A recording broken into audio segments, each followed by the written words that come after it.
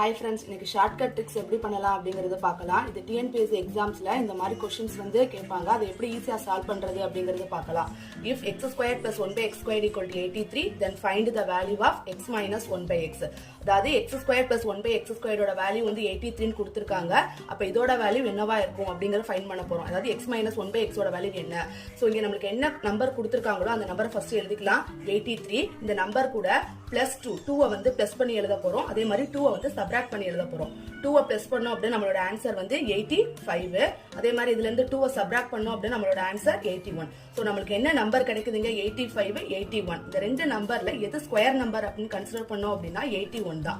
So 81 ஓட square root என்ன அப்படினா 9. சோ இதோட ஆன்சர் வந்து x - 1 / x ஓட வேல்யூ வந்து 9. அதே மாதிரி நமக்கு கிடைக்கக்கூடிய ஸ்கொயர் ரூட் நம்பரா கிடைச்சிச்சுனா மட்டும் தான் இந்த மெத்தட் அப்ளை பண்ண முடியும்.